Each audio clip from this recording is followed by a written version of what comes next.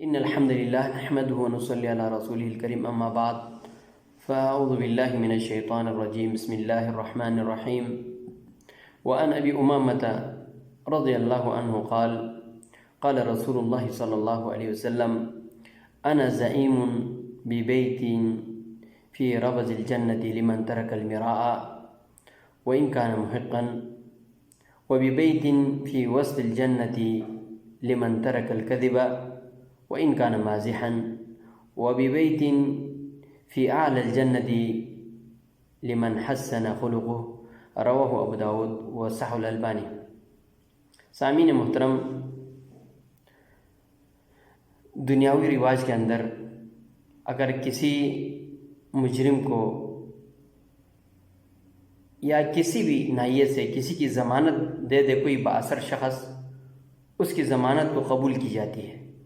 یہ ضمانت کا تصور موجود ہے، یعنی جو آدمی کسی کی ضمانت دے تو اس کو قبول کیا جاتا ہے، اور ضمانت ایسے راہ گزر کسی کی ضمانت نہیں دے سکتے۔ ضمانت کے لیے بااثر شخص کا ہونا اور معتمد آدمی ہو اور جس کی بات سنی جائے، ان کی ضمانت قبول ہوتی ہے۔ یہ ضمانت کا تصور موجود ہے۔ کوئی کسی کی ایف آئی آر ہو جائے کسی ملزم کی تو اس کی ضمانت ہوتی ہے۔ بڑے سے بڑے جو جرم کرے اس کی بھی ضمانت ہو جاتی ہے، اور کسی بھی معاملات میں کوئی بھی آدمی کسی کا ضمانت دے، میں ضامن ہوں، مجھ پر فرض ہے اس کا حق چکانا، تو وہ قبول کی جاتی ہے۔ چی جائے کہ پورے کائنات کا سردار ہمارے پیارے نبی علیہ الصلوۃ والسلام کسی چیز کی ضمانت دے، کیا کسی کو شک ہے وہ ضمانت رد کیا جائے گا؟ کیا وہ ضمانت قبول نہیں ہوگی؟ اللہ کے پیارے نبی علیہ الصلوۃ والسلام 3 چیزوں کے بارے میں ضمانت دیتے ہیں، اور وہ بھی ضمانت چھوٹی چیز نہیں، جنت میں گھر کی ضمانت۔ یعنی اللہ کے پیارے نبی علیہ الصلوۃ والسلام یہ ضمانت دیتے ہیں اور یہ وعدہ کرتے ہیں کہ میں اس آدمی کے لیے جنت میں گھر کا میں ذمہ دار ہوں۔ یعنی اللہ کے پیارے نبی علیہ الصلوۃ والسلام کی اتنی یقین اور اللہ تبارک و تعالیٰ پہ بھروسہ اور توکل، کیا اللہ تبارک و تعالیٰ اس عظیم نبی کی ضمانت کو رد کرے گا؟ یہ ہو ہی نہیں سکتا۔ وہ ضمانتیں کیا ہیں؟ وہ کون سے کام ہیں جن کی ضمانت اللہ کے پیارے نبی علیہ الصلوۃ والسلام دیتے ہیں اس کے لیے جنت میں گھر کا؟ ان میں سب سے پہلا کام انا زعیم ببیت فی ربض الجنت لمن ترک المراء۔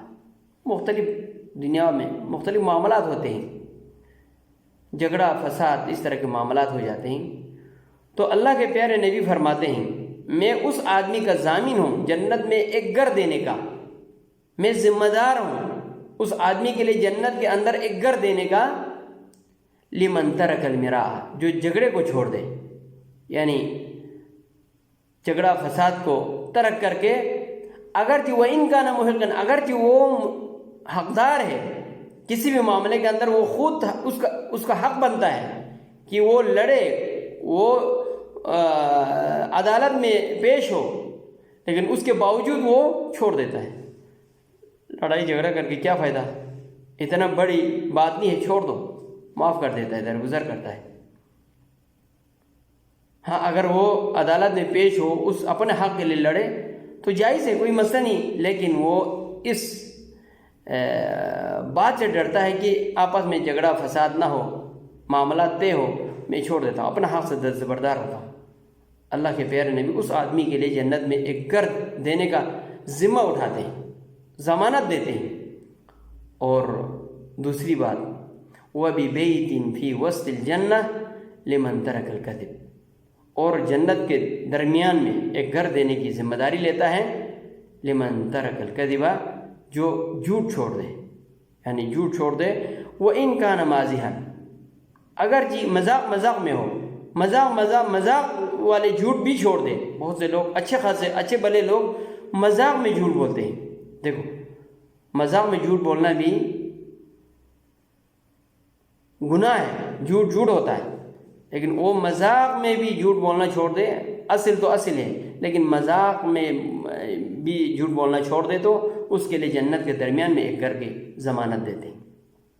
اور تیسری اور آخری چیز، وَبِبَيْتٍ فِي أَعْلَى الْجَنَّةِ، اور ایک گھر جو جنت کے سب سے اعلیٰ جگہ پر، لمن حسن خلقہ، جس کا اخلاق اچھا ہو، جو لوگوں کے ساتھ جس کا معاملات اچھے ہوں، برتاؤ اچھے ہوں، حسن خلق سے پیش آتے ہوں، کسی کو تنگ نہیں کرتے، کسی کو کوستے نہیں، کسی کی تذلیل نہیں کرتے، تکبر نہیں کرتے، یعنی جو حسن اخلاق کا مالک ہو، لوگوں کے ساتھ اچھے اور بہتر طریقے سے پیش آتا ہو، تو اس کے لیے بھی حسن خلق اور اچھے اخلاق والے انسان کے لیے بھی اللہ کے پیارے نبی علیہ السلام نے ذمہ لیا ہے، ذمہ داری لی ہے،